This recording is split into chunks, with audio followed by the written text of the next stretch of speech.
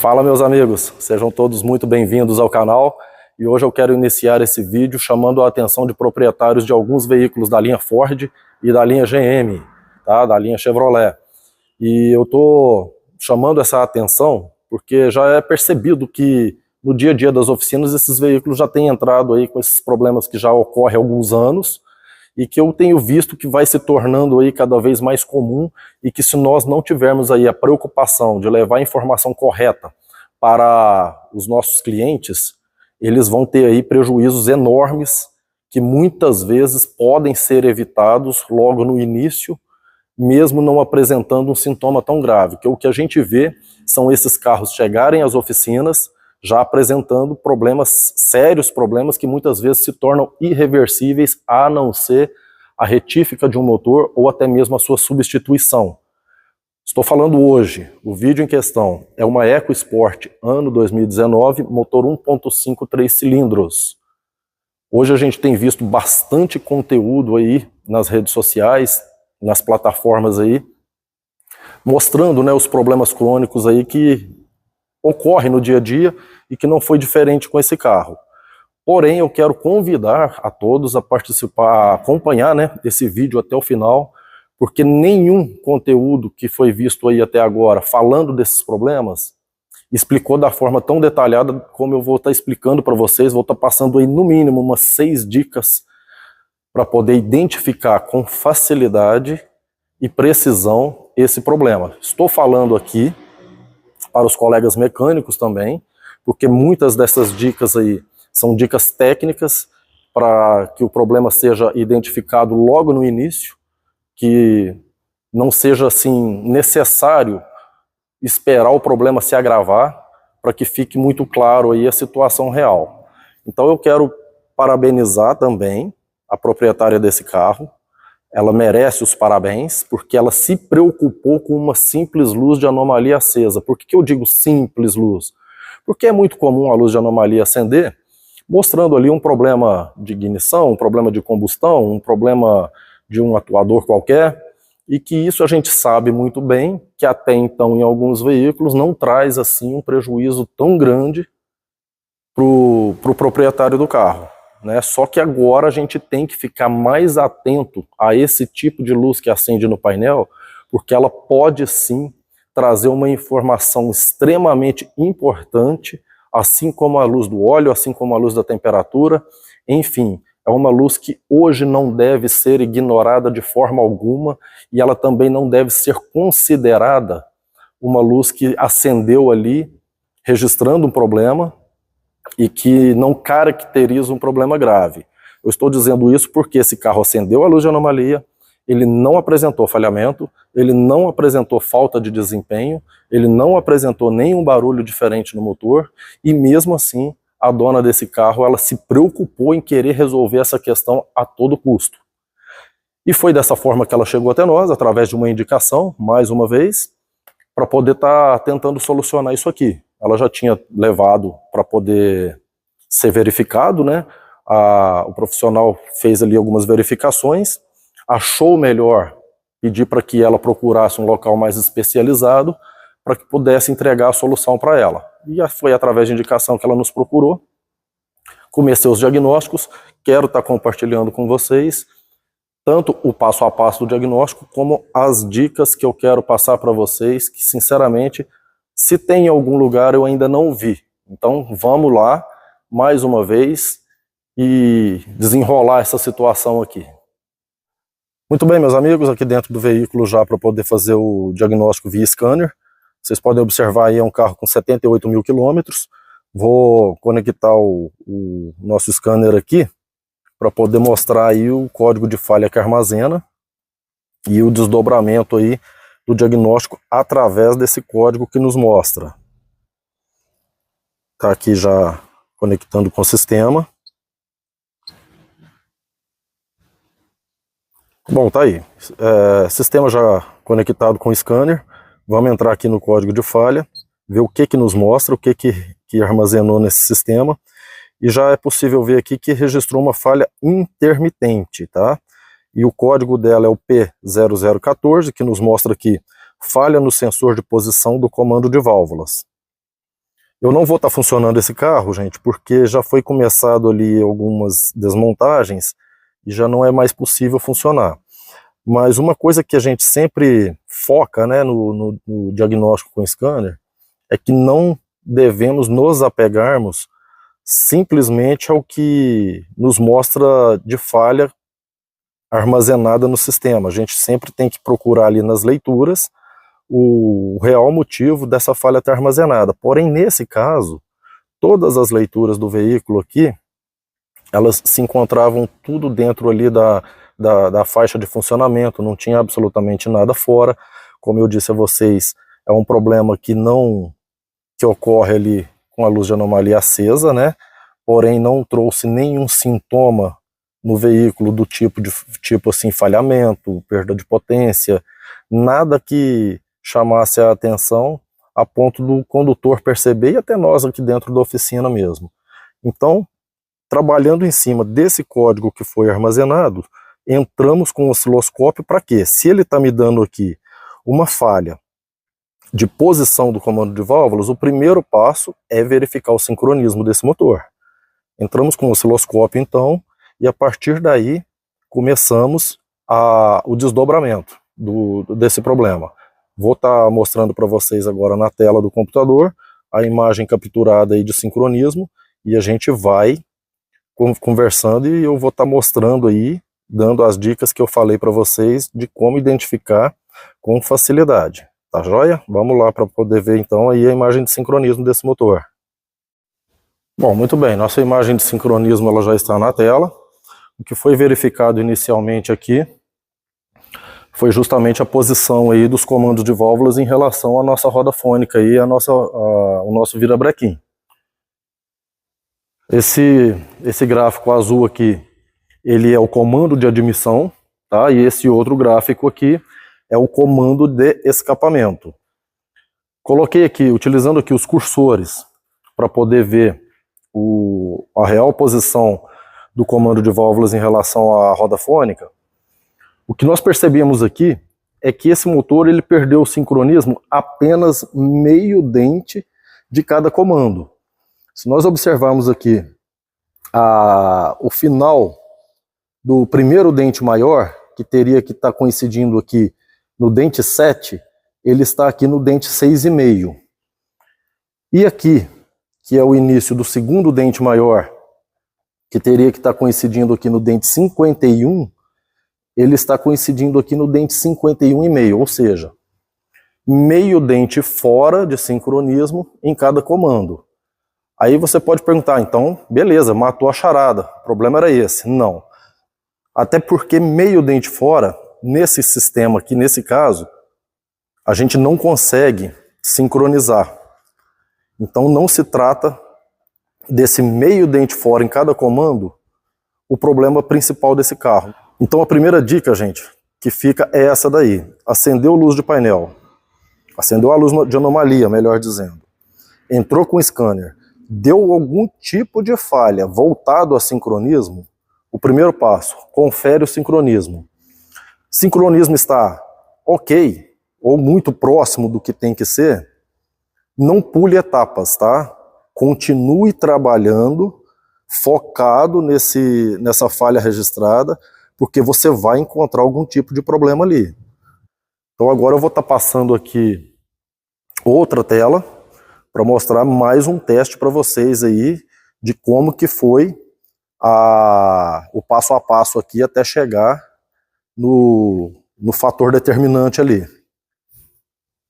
Vamos lá, gente. O segundo teste feito foi para ver justamente a atuação dos variadores de fase. Aquela primeira tela que eu mostrei para vocês é com o veículo em marcha lenta e o sincronismo, como vocês puderam ver ali, meio dente fora, mas até aí, bacana. Alguns sistemas não aceitam nem meio dente fora, tá? Só que esses carros da Ford aqui, a gente já bem sabe que não traz nenhum tipo aí de intolerância, de incoerência, quando a gente percebe meio dente fora. Então, nesse teste aqui, o que foi feito?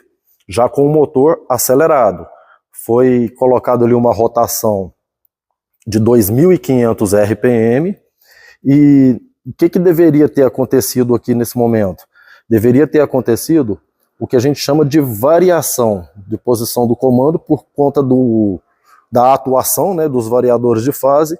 Os comandos, tanto de admissão quanto de escape, eles deveriam ter feito aqui uma pequena variação para poder exercer ali o seu papel de fazer com que esse motor venha a ter desempenho no momento que o veículo está em movimento, tá? E aqui eu já pude notar que não teve variação. Eles permaneceram fora do sincronismo da mesma forma que mostrou para nós ali em marcha lenta, fora de sincronismo considerando o meio dente, tá? Então aqui foi um teste feito a 2.500 RPM e que não teve atuação dos variadores de fase. Vou passar para a próxima tela, porque aí eu coloquei um pouco mais de rotação nesse motor para ver se ia ter essa atuação dos variadores. Então vamos continuar aqui. Tá aqui, gente. Parece até a mesma tela, mas não é não, tá? Aqui já foi um teste feito a 3.500 RPM, onde não teve nenhuma variação também em relação aí ao avanço dos variadores de fase. Feito esse teste a 3.500 RPM sem ter a atuação deles, logo eu já imaginei uma situação aí de problema nesses variadores. Então comecei aqui os diagnósticos, vou estar mostrando agora no motor aí para vocês como que foi o desenrolar aí do nosso trabalho. Então é isso aí, gente. É o seguinte, verificamos o sincronismo, verificamos ali que tem falha de sincronismo lá no scanner e o sincronismo no osciloscópio nos mostrou que está correto. A primeira dica, não pule essa etapa. Tá? A luz de anomalia hoje, como eu disse, traz informações que muitas vezes pode nos direcionar a um problema extremamente sério. Tá? Muitas vezes o carro não vai apresentar sintomas e você não pode, em hipótese alguma, pular etapas para poder, por achar, melhor dizendo, que não se trata de um problema tão grave. Verificamos ali sincronismo, verificamos ali na próxima etapa que os variadores de fase não estavam atuando. Aí partimos então para a mão na massa aqui na parte do motor para poder descobrirmos aí o que realmente acontece. Vou deixar aí uma dica bacana para vocês agora, a partir do momento que eu estiver mostrando aqui no motor, que é a forma prática, fácil e rápida de estar identificando um possível problema grave antes que o sintoma realmente se manifeste. Então vamos lá agora. Bom, vamos lá, gente. Mostrando aqui para vocês aí como que foi o meu procedimento de diagnóstico. A etapa inicial, a partir daqui, não foi testando os sensores, tá? Os sensores de fase que vão aqui na parte de trás do cabeçote. Por que eu não testei os sensores? A terceira dica que eu quero deixar para vocês, colegas aí da reparação, é a seguinte: normalmente, quando nós temos ali uma luz de anomalia acesa voltada para correlação de sincronismo, voltada para posição de sensor de comando, normalmente o que acontece? Quando você apaga a falha com o scanner e ao dar partida no motor, imediatamente essa luz acende, isso normalmente caracteriza o que nesse caso? Um problema no sensor, um problema no chicote ou até mesmo um problema na unidade de comando. Porém, não era o caso aqui específico desse carro. Quando nós apagávamos ali a luz de anomalia, o código de falha armazenado, nós dávamos partida e o motor funcionava em marcha lenta ali por horas, se deixasse, sem que a luz acendesse. Então vai aí mais uma dica em relação a essas etapas de diagnóstico.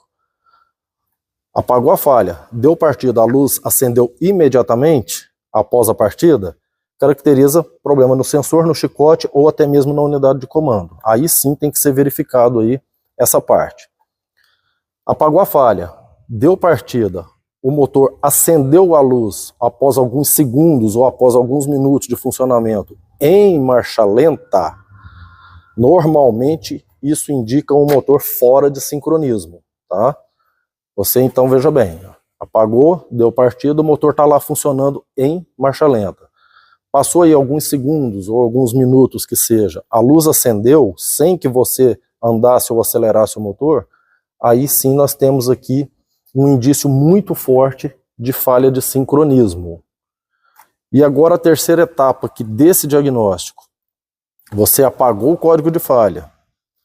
A luz não acendeu após a imediata partida. A luz não acendeu com o motor em marcha lenta. Ela só veio a acender no momento em que você acelerou o motor ou no momento em que você andou no carro. Aí sim nós temos aí um possível problema voltado aos variadores de fase. E nesse caso, como que é feito aí a identificação desse problema, se realmente está voltado à solenoide, se está voltado à atuação dos variadores ou algum outro problema que cause aí o mau funcionamento de algum desses componentes. Então vamos lá. Foi assim que eu trabalhei aqui nesse diagnóstico. Descartando a possibilidade de falha em sensores, chicote e unidade de comando, o que eu vim fazer?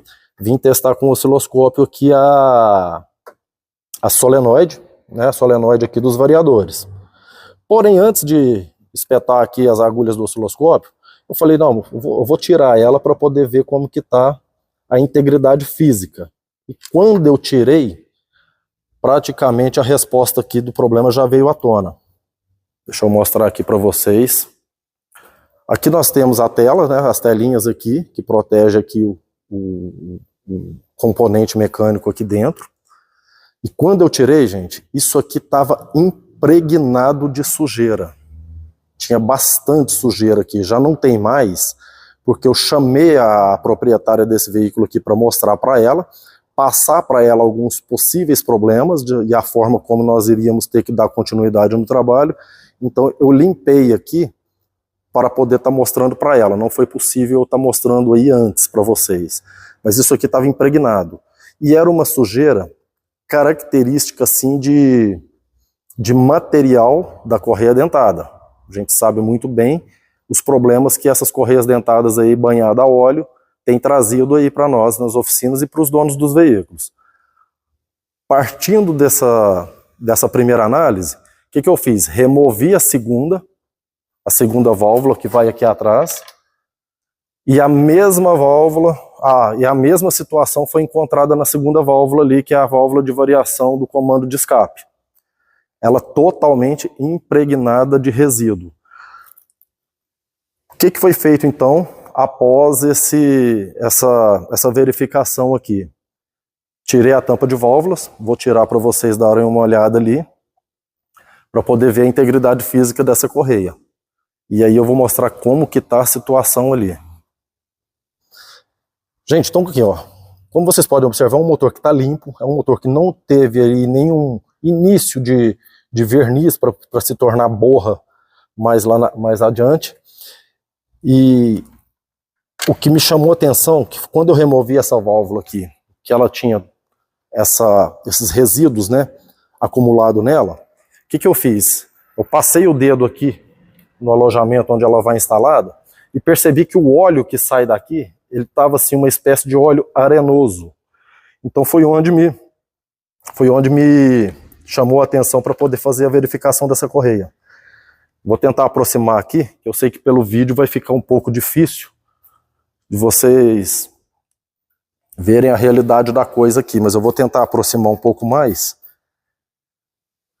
para tentar ser mais claro aqui. Deixa eu só posicionar aqui. Bom, eu acho que aqui dá para vocês terem uma noção. Essa correia, ela tá tão áspera, mas tão áspera, que se eu passar o dedo aqui nas bordas, nas quinas aqui, ó, ela corta meu dedo. Tá vendo? Acho que dá para vocês terem uma noção aí do estado que tá essa correia. Até porque vocês, colegas de profissão aí, se deparam com isso aqui quase todos os dias. Então, gente, recapitulando aqui as etapas de teste de diagnóstico, ficou claro e evidente que não estava havendo a atuação aqui dos variadores de fase, porque essa luz ela só acendia quando o motor entrava numa rotação mais alta. Ela não acendia em marcha lenta e apenas quando acelerava mantinha ali seus 2.000, 2.500 RPM por alguns momentos, é que ela acendia. E aí tá aqui o problema, né? A correia dentada começou aí a soltar o material, a se deteriorar, e trazendo aí já esse início de problema que foi constatado através de uma luz de anomalia. Esse carro não acendeu luz de óleo, ele não teve nenhum tipo de barulho nesse motor, e através do cuidado dessa cliente em ver uma luz de anomalia acesa, ela evitou aqui um problema caríssimo, né? Que ela poderia estar tendo que gastar aí agora, se ela tivesse ignorado aí esse sinal. E quando o cliente leva o carro para poder estar trocando óleo, quando o cliente leva o carro na oficina mecânica, que seja, ou num lugar especializado em troca de óleo, dificilmente ele pergunta que óleo que está sendo utilizado. Na maioria das vezes, ele já tem aquela confiança de que a pessoa, aquele profissional, vai estar fazendo a coisa correta, vai estar utilizando o óleo homologado pela montadora. Então ela já confia que esse profissional já vai ter os cuidados técnicos de fazer a coisa de acordo com aquilo que manda o manual do carro. Só que o que a gente tem visto não é bem assim, tá? Então, para você, proprietário, fique um pouco mais atento ao que pede o seu manual. Eu sei que a gente não tem, né, o hábito aí de acompanhar manual de reparação, manual do proprietário, de manutenção, mas hoje tem sido extremamente importante você, proprietário de veículos, muitas vezes orientar o seu mecânico, o pessoal que vai fazer a troca de óleo do seu carro, oriente, exija que seja utilizado aquele óleo que a montadora recomenda, que ela homologou, para que evite ou que prolongue, né, bem mais aí a vida útil da correia dentada. Então eu já vou fazer outras considerações aqui e a gente já vai partindo aí para o final desse vídeo. Então, meus amigos, só para concluir aqui o raciocínio, né, para já partirmos aí para a finalização do vídeo, hoje nós estamos aqui dando como exemplo veículos que utilizam correia dentada banhada no óleo, como é popularmente conhecido aí, que veículos da linha Ford, alguns veículos da linha Ford, alguns veículos da linha Chevrolet têm utilizado, como os Onix Turbo, o Tracker, e na linha Ford aí a própria EcoSport, o Ford Ka. Então tem que ter um cuidado redobrado, tem que ter uma manutenção levada a sério, tá? Tanto nós reparadores como proprietário desses veículos, nós temos que criar o hábito aí de estar sempre orientando, sempre levando a informação certa para esses clientes para que possam evitar um problema sério. Esse caso aqui, para ser sincero para vocês, é um caso atípico. Esse carro, como eu disse a vocês, ele chegou aqui sem apresentar nenhum sintoma considerado mais grave, a não ser aquela luz de anomalia acesa. Por quê? Porque teve o cuidado dessa cliente. Essa cliente está chegando aqui agora, eu não sei se ela já tem aí toda essa gama de informações necessárias para que possa assim estar prevenindo aí, né, tá tendo esse cuidado aí com as manutenções preventivas. Depois vou conversar mais tempo com ela para poder saber dela se ela já tem todas essas informações, e se não tem, vou estar passando a ela. O que eu expliquei para ela aqui é o seguinte: nós vamos fazer a desmontagem, vamos fazer toda a limpeza necessária nesse motor e vamos torcer bastante que não tenha, assim, que esse motor não tenha sofrido desgaste por conta da má lubrificação que ocorreu aqui. Acredito eu que não, devido a ele não ter apresentado nenhum tipo de barulho. Porém, isso aí não é um fator determinante. Nós temos que fazer a avaliação, eu vou estar fazendo a limpeza, vou remover aqui os comandos de válvulas, para ver se já começou a ter assim, um certo desgaste ali nas capas, nos seus mancais ali. E vamos torcer, como eu disse a ela, para que dê tudo certo fazendo apenas essa limpeza e a substituição dessa correia com o tensionador. Pessoal, só mais uma observação aqui que eu achei interessante deixar registrado, que é o seguinte: nós demos aqui como exemplo veículos que utilizam correia dentada lubrificada ali com o óleo do motor. Então muita gente fala assim, poxa, então a gente não deve adquirir esse tipo de veículo para evitar esse tipo de problema. Não, não é nada disso que eu quero dizer. Isso aqui é só um exemplo, né, que eu estou mostrando, e como eu disse, tem se tornado aí recorrente dentro das oficinas, mas o propósito aqui é levar a informação necessária, a informação correta em relação à manutenção preventiva e os cuidados com a qualidade, principalmente aí de lubrificantes, respeitando também os intervalos de troca. A condição severa, que muita gente ouve falar, ela se caracteriza da seguinte forma: são veículos que rodam muito pouco, veículos que funcionam por pouco tempo.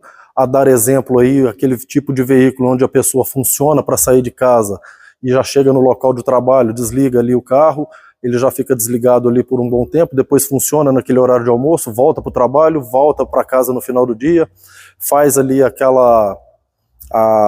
aquele uso do carro apenas para levar ali um filho para a escola, alguma coisa assim nesse sentido, onde o motor não atinge ali a sua temperatura ideal de trabalho, onde o motor anda naquele trânsito ali, anda e para. Então hoje a gente considera que boa parte aí, uma enorme parcela dos veículos que rodam em grandes cidades e principalmente também em pequenas cidades, são veículos que a gente considera assim com o tipo de uso em condições severas. Isso aí traz um desgaste prematuro para o motor se não houver aí os cuidados necessários. Que cuidados são esses? O manual do meu carro, veja bem, o manual do meu carro não é o tipo de óleo, o manual do meu carro recomenda a troca de óleo a cada 10 mil quilômetros ou a cada 6 meses. Porém, se você observar no manual do seu carro, que faz essa recomendação, ele também mostra para você ali que se esse veículo é utilizado em condições severas, essa troca de óleo, tanto pela quilometragem quanto pelo tempo, ela deve ser feita com a metade do prazo. Se é para 10 mil, se torna ali uma troca para 5 mil. Se é uma sugestão para 1 ano, ela tem que ser trocada com 6 meses. Mas eu vou estar jogando um óleo limpinho, bom. O problema não é o óleo está limpo, o óleo está escuro, o óleo está claro ou não. O problema é o vencimento dos aditivos que contém nesse lubrificante. Todo lubrificante ele tem uma aditivação elaborada ali pelo fabricante para proteger os componentes do motor. E esses que utilizam correia dentada banhada a óleo, ele não é diferente, muito pelo contrário. Existe ali uma exigência muito maior em relação ali à aditivação, à elaboração do lubrificante recomendado para esse tipo de motor. E não é só motor que utiliza correia dentada que dá problema não, viu gente? Motores que utilizam corrente de comando também dá problema. Se vocês buscarem aí alguns vídeos que eu fiz anteriormente, vocês vão ver um problema grave que um cliente teve com o Jetta por conta de falta de manutenção, a preventiva, né? Com o cuidado ali em relação à corrente de comando. Isso aí, corrente de comando, sofre desgaste, o tensionador que mantém ela esticada, sofre desgaste. E isso aí traz também problema tão grave quanto a correia dentada. Se você procurar saber, nós temos aí já de forma recorrente problemas no Fiat Argo, que devido ali ao seu consumo de óleo, traz ali um desgaste prematuro da corrente também, trazendo aí os mesmos problemas que uma correia dentada. Então vamos ficar atento com isso aí, pessoal. Vamos orientar nossos clientes, e você, cliente, procura aí o máximo possível de informação no manual do seu carro, e mesmo assim, tendo dúvida, procure aí a orientação do seu profissional de confiança, tá certo? Então fica aí, pessoal, essa dica, fica aí esse passo a passo desse diagnóstico. Espero ter passado uma mensagem clara, ter passado aí para vocês aí um conteúdo informativo, e que essas dicas aí possam de alguma forma ajudar os nossos colegas da reparação aí a encontrar um problema com mais facilidade quando se deparar com algo semelhante a esse. Gente, eu vou me despedindo por aqui mais uma vez e agradecendo sempre aí a participação de vocês. Alguma dúvida aí que vocês tiverem, deixa lá nos comentários lá a pergunta. Se tiver sido legal aí, dá aquele joinha, compartilha ali com os colegas, ajude aí a dar uma fortalecida no canal, porque eu tenho trazido aí alguns conteúdos que eu considero aí, através da reação dos colegas aí, então eu considero que tem sido de alguma forma importante, e eu preciso dessa força de vocês também. Valeu, meus queridos, aquele abraço, muito obrigado mais uma vez. Até o próximo.